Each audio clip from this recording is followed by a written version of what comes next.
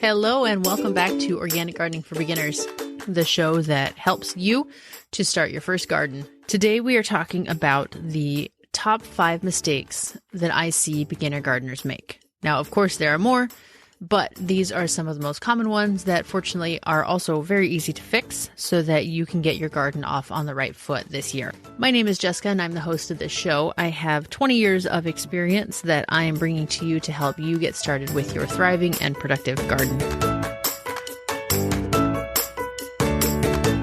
Okay, starting with the first mistake that I often see people make and that I made myself when I was first starting out and especially when I was moving to somewhere new. This is a tricky one, and that is not watering enough.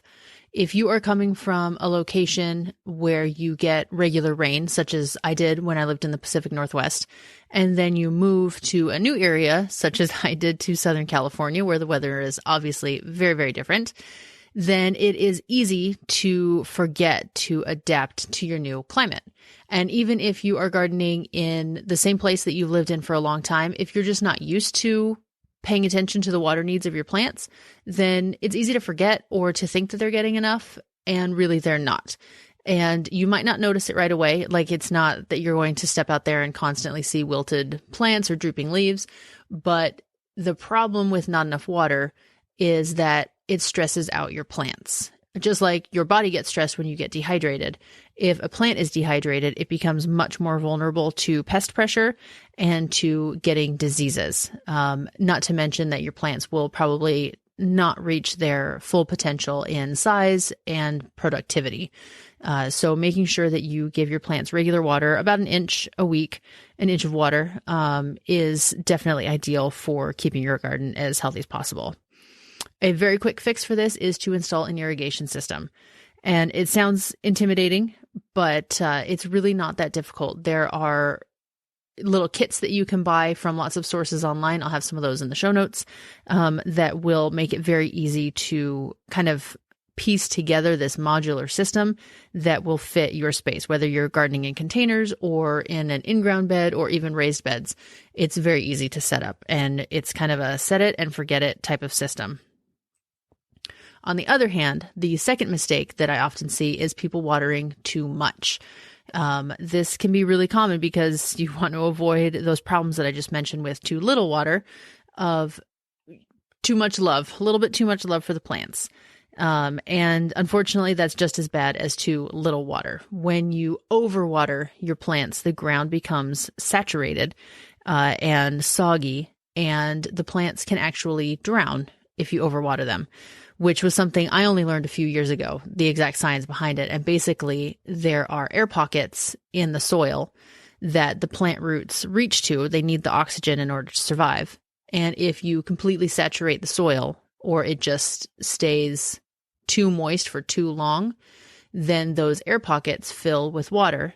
And so the plant roots, as they travel through the dirt, they go searching for oxygen and they can't find it. All they find is water. So essentially they drown.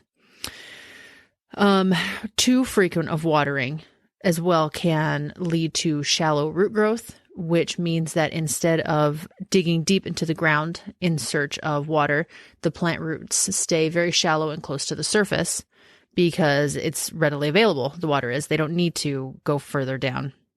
And so when you go through a dry spell or a windstorm comes through, it makes the plants very vulnerable to getting either pulled out or just tipped over because they're not securely anchored into the ground with a deep root system.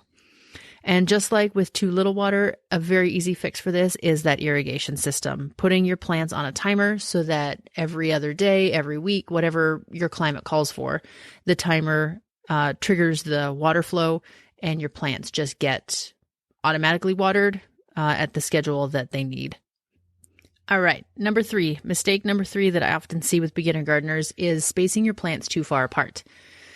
Now, in a beginner's mind, typically you want to give the plant enough room to stretch out its roots, to not be overcrowded, to grow as big as possible, and that's awesome. But when you space your plants too far apart, you're actually not only wasting space, but you're also leaving a lot of bare dirt. When you leave bare dirt, you are encouraging weed seeds to have all of the space, the moisture, and the sunlight exposure that they need to germinate, which obviously means more work for you down the road.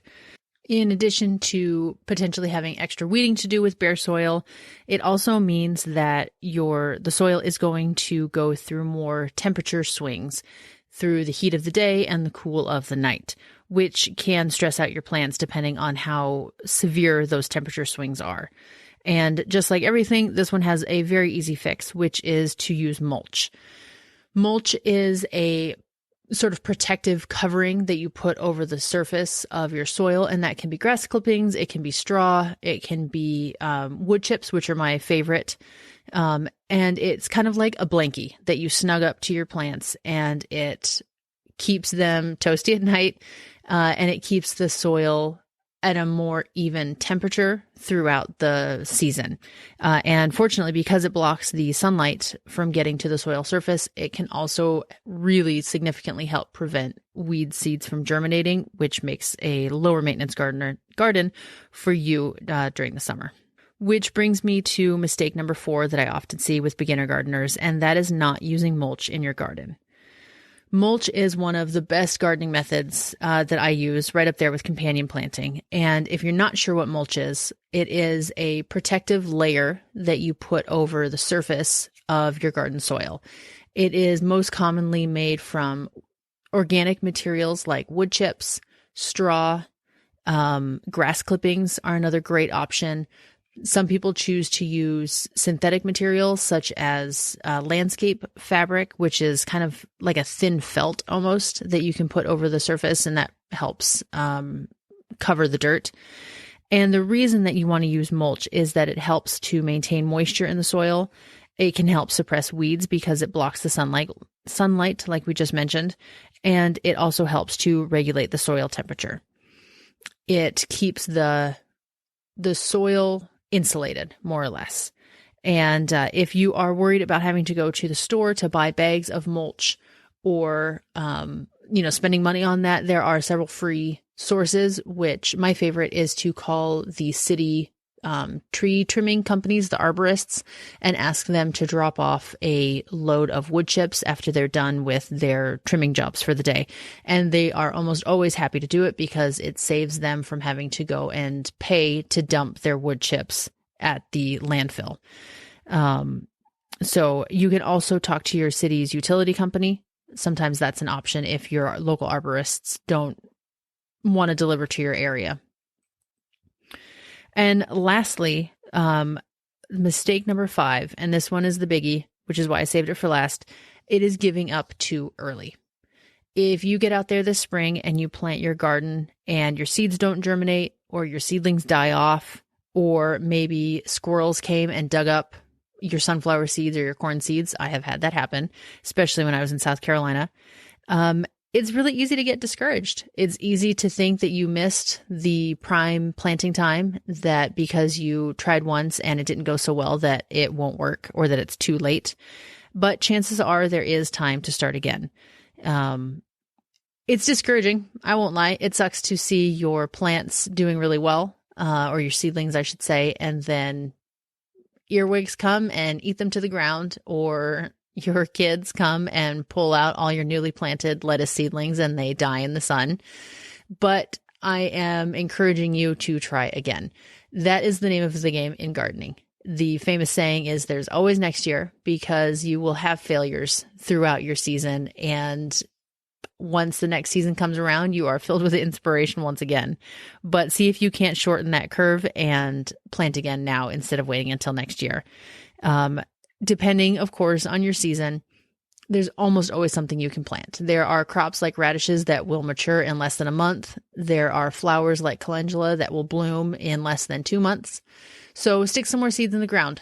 See what happens. If you're really desperate and you just don't want to start from seed again, go to the nursery and buy a 6-pack of flowers or seedlings and stick them in the ground and see what happens the second time around.